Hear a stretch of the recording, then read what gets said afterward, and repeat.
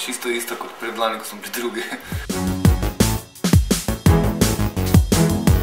Tamle na vhodu, na mizi od Andreje, naše tajnice, je cel čas tam razgrnjen, zato da se ga pač vidi.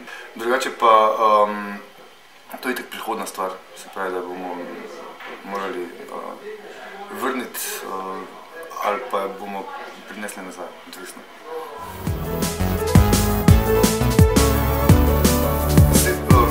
V bistvu ja, ker ne gre za naziv agencije leta, gre bolj za to, da ti stroka in v bistvu kolegi iz stroke na nek način priznajo, da se dela dobro, samo za to gre. Ful zanimivo je, toliko se v žiriji poslušati, kaj si drugi mislijo o tvojih stvareh. In v bistvu ugotoviti, da bi lahko neke stvari naredil ful drugače, pa smo nisi pomislil na to. Teh 5 dni žiriranja je po mojem ful boljša šola kot ne vem kakšen seminar v tujini. Ful je pomembno zato, da vidiš, na kak način stroka gleda na tebe in na tvoje delo. Pogled kreativca znotraj agencije ni edini pogled, ki obstaja. Ful se hitro navdušiš za neko stvar, ki si jo naredil, in imaš mnenje, da je to pa res do konca izpiljeno. Pomembno je predvsem zaradi tega, da dobiš eno perspektivo, kaj vse bi še lahko naredil, pa nisi pomislil na to.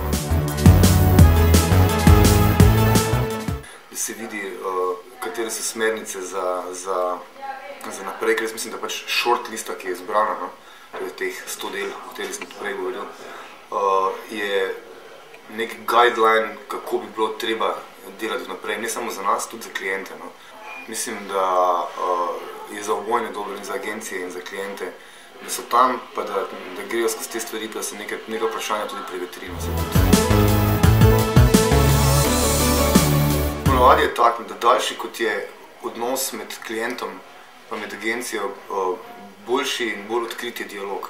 In če se lahko z nekom odkrito pogovarjaš, ampak res odkrito, bomo rečeš, gledaj, mi trdno mislimo, da to, kar si želite narediti narobe, in potem tudi klient pove, da zakaj misli, da to, kar smo mi naredili narobe, in če en drugega spoštujemo in razumemo, je ful lažje delati. Če si pa ti konstantno na enem natečaju, kjer vsi dobijo ista izhodišča in nimaš možnosti prav vprašanj postavljati, je pa mnogo, mnogo težje. In se tudi rešitve, kar se mene tiče, polovičarske zaradi tega.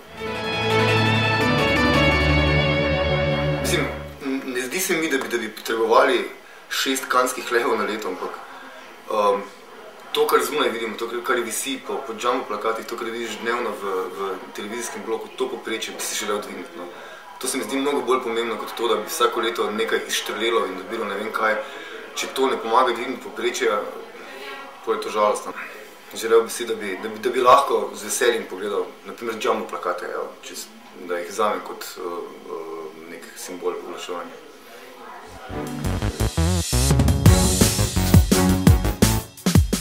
Se bom naveličal future, pomeni, da sem se verjetno naveličal oglaševanje, pa bom pa delal nekaj čisto drugega, nimam pojma kaj, ampak. Drugače pa ja, ne bi me bilo tuno.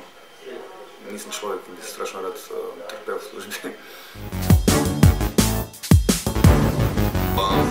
Z lasom. Zadnje čase, ker so roki kot dirkalni konji, trenutno težko, da vidimo roke. Ampak jih lovimo.